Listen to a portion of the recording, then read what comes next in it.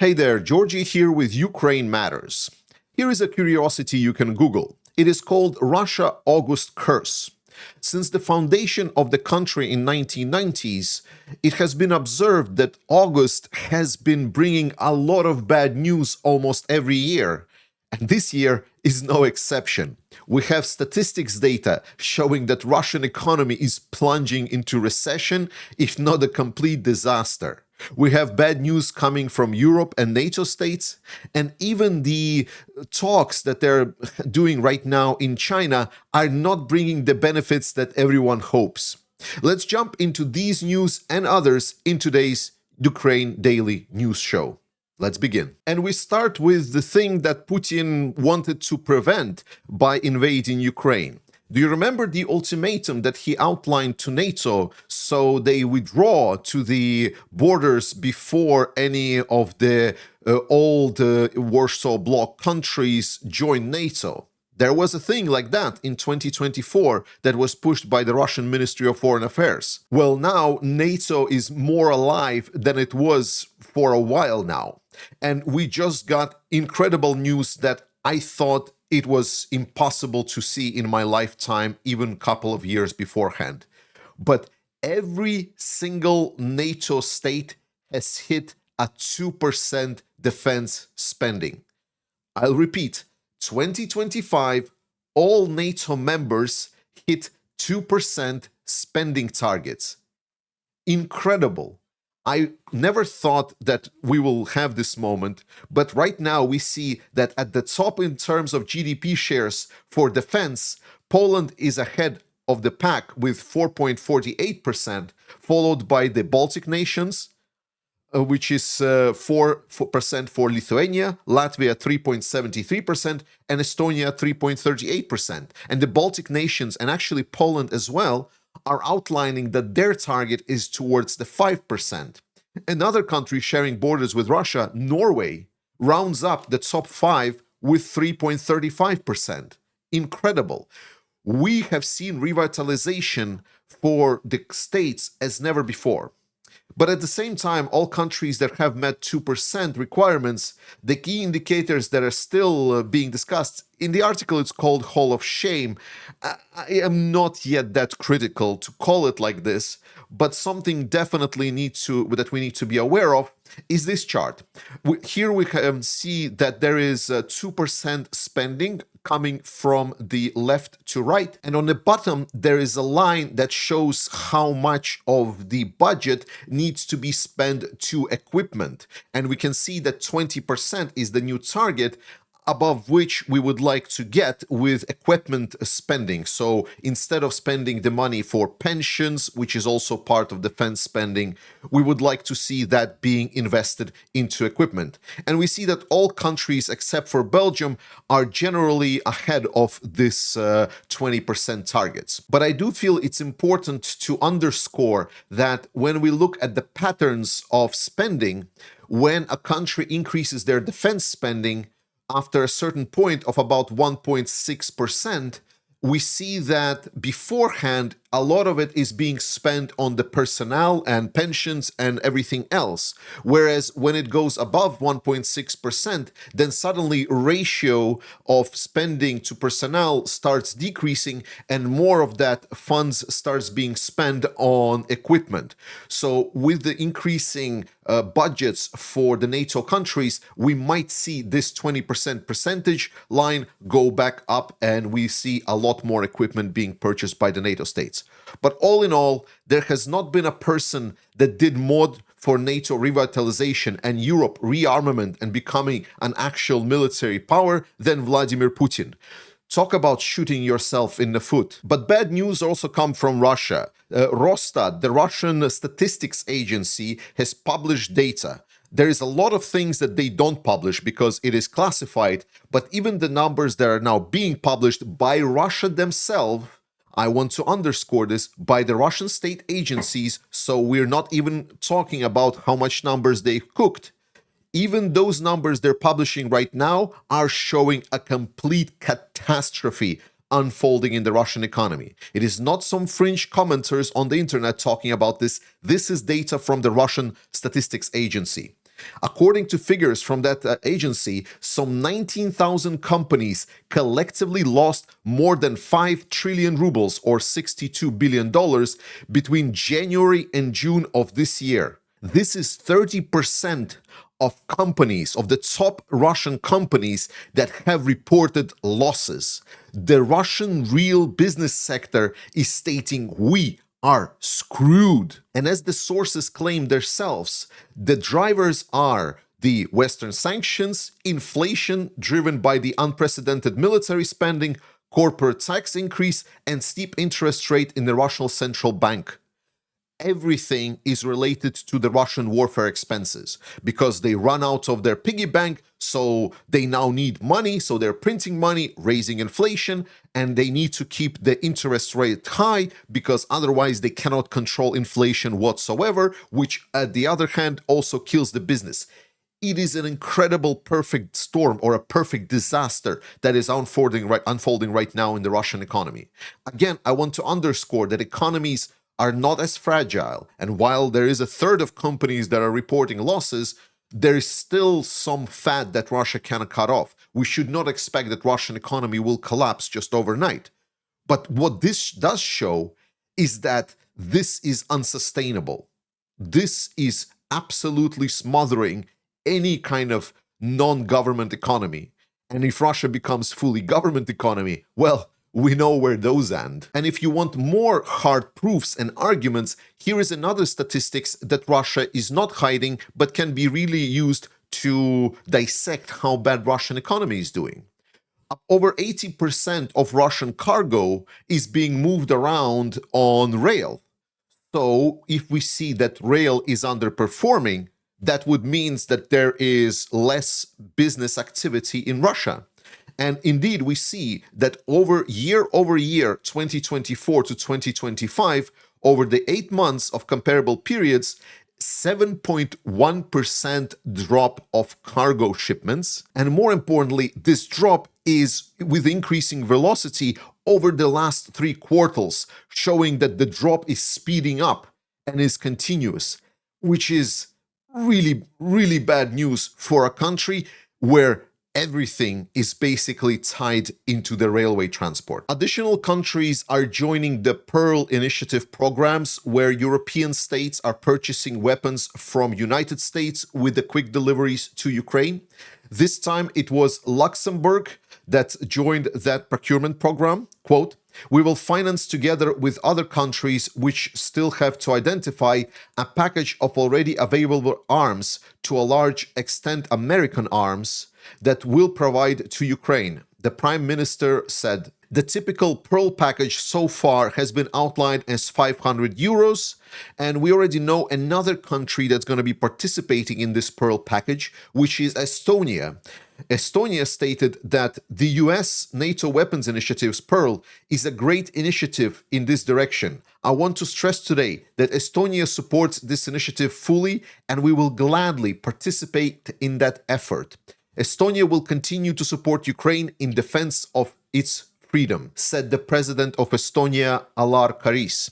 And since President Zelensky just recently been to Denmark and met with the leaders of the Nordic Baltic 8, we definitely might see even more support coming from these states. For example, that there is going to be a production of Flamingo missile boosters in Denmark. This news just shocked everyone, especially after Flamingo missiles were unveiled to the world. And obviously everyone in Denmark got super excited. I have a lot of friends here that are very passionate in supporting Ukraine. And if you are supporting Denmark producing Flamingo missile boosters, please consider supporting this person from Denmark by clicking subscribe to this channel if you're not yet, or subscribing on Buy Me a Coffee for a small monthly donation that will help me run this channel further. I appreciate whether you do it or not. Thank you for your time. Let's continue. With Europeans actually putting the squeeze on something that really hurts Russia, the sanctions on their energy sector, I was really looking forward for Europeans to start working with the companies and methods that circumvent these sanctions. And one of these methods was purchasing of energy resources from Russia by Turkey or some other states, repackaging them or mixing them with some other origin products, and then selling them to the Europeans as something new entirely. Well, now Europeans are discussing stricter enforcement of these programs for sanctions and introducing the requirements so the provider of the energy resources will also prove the source of these energy components, where they're coming from initially, and if they're not coming from Russia. I am really hopeful for this to be finally discussed and accepted. I know that a lot of people are a little bit hesitant, but right now we already have a pretty decent plan for going away from Russian resources. For majority of European states, it is expected that the resource import should stop by the June 17th, 2026, except for Hungary and Slovakia, that should be ending it at the end of 2027. But let's just say I'm not holding my breath if the government in Slovakia and Hungary stays the same, that we will see them actually say no to the Russian energy resources. But for that, we have the Jaga Jaga man himself, Minister of Energy of Hungary and Slovakia, Magyar Robert Brovdi. With September coming around, we put additional squeeze on Russia with the sanctions.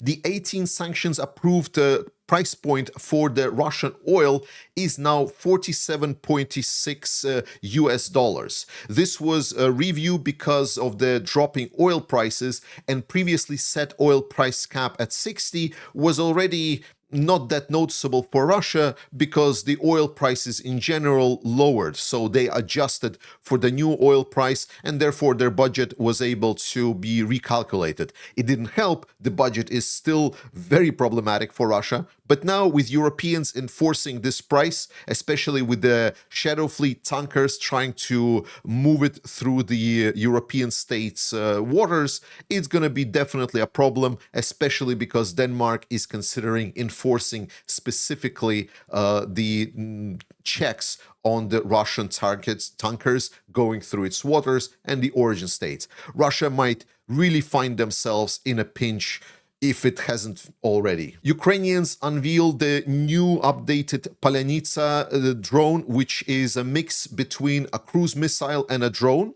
And the newer version is supposedly 3.5 meters long, with a 1.7 meter wingspan, weighing at 320 kilograms, of which 100 kilos is a warhead. So it's a pretty nice missile. The drone can fly up to 650 kilometers at speeds of 900 kilometers per hour, and it operates at the altitudes between 15 and 500 meters. So it is a cruise missile that can fly pretty low. It's a great combination between a drone and missile, and if it indeed goes into the mass production, as previous versions were mostly used for targeted strikes, we have certain proofs of those. Now, the new and updated drone will definitely be a great new substitute for any kind of tactical missiles, such as a Scalp or a Shadow Storm missile, or even something like ATACMS, despite the fact that this is not a ballistic missile. The South Korean intelligence is reporting that around 2,000 North Korean troops have been killed in fights with Ukraine, which marks out pretty terrible ratio of losses for the North Koreans, because they've sent around 10,000 troops to fight in Ukraine. Some estimates said that it was more than 10,000 troops. And if that means that 20% of these 10,000 troops is combat losses as killed troops, that is pretty bad. That is a pretty terrifying performance. However, it is still additional forces that Russia could field, and it's obviously a problem that I would hope the South Korea would respond a little bit better in supporting Ukraine. Unfortunately, the current government inside of South Korea is not that favorable to Ukraine. It is more reconciliatory towards the North Koreans. They want to get to some kind of better relationship, despite the fact that their North Koreans are now stepping up in their brutality, and with United States falling back from their obligations. I would really be worrying if I would be South Korean person right now. And I don't want to delve too much in the China summit because it was mostly about China, and this is something that a lot of geopolitical commentators can talk about. Potentially something we'll discuss at one of the live streams. But it went pretty bad for Russia because, first and foremost, this summit that happened in China has shown that Russia lost their leadership. Yes, they're still like in the front rows in the summit around China, but if before it was all of these countries, the dictatorship of Middle Asian countries that were coming to Russia and they were bowing to Putin and supporting Putin, and Putin was the host, it has clearly now moved fully to China. And China is consolidating these states around themselves and trying to secure the cooperation within their local region, where Russia is still a sort of a powerful player, at least is perceived to be, but they definitely lost their status already. And more importantly, Russia didn't really achieve any of their goals. Russia didn't get their agenda, despite they made some statements, and a lot of Western media picked up those statements and published them on big letters in front headlines, because they always look down into the Putin's mouth, whatever he's talking about, despite the fact that it is all lies. But Russia, in their final statements, on the official statements, they didn't say a thing about the war in Ukraine, and they didn't say a thing about fighting democracies, despite the fact that they're clearly challenging the world order here. Russian agenda was not put on the official statements by these common countries. So far, Russia is failing. And more importantly, to just try to save something, some kind of face, Russia claimed that they signed a breakthrough deal, as you can see here, writing by Al Jazeera, but it has been repeated by all of the Western media. And we must debunk it, because that's the biggest part of the bullshit that I've seen in a long time. Because not only there is no deal, there is only statements coming from Russians. Chinese don't even confirm that there was any statements made. It was only the Russians, Putin and the head of Gazprom, stated that they've signed, and this is important, legally binding memorandum about building of the pipeline. And in the same breath later that media doesn't report, they also state that they haven't discussed any kind of economic discussions, any prices or anything. The Power of Siberia 1 pipeline that was built beforehand was built at a loss for Russia. And they're selling the gas on that pipeline with a major discount. And that's why they're actually hiding the price for that. Because a lot of the people were actually able to calculate the price that Russia is selling the gas with. And it was pretty bad for Russia. And now the second pipeline, China might have agreed to write a memorandum. Memorandum is basically like an agreement of acknowledging that Russia really wants to build that pipe, and that's about it.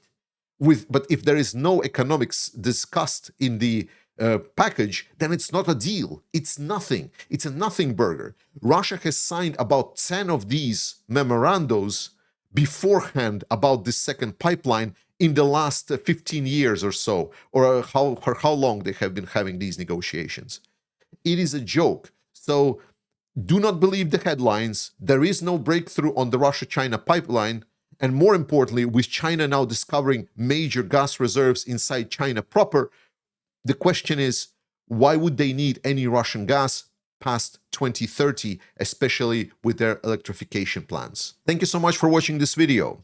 Russia is doing worse and worse and worse, and it's not just me saying it, as I showed you today. I hope you will continue supporting Ukraine and supporting the Ukrainian armed forces.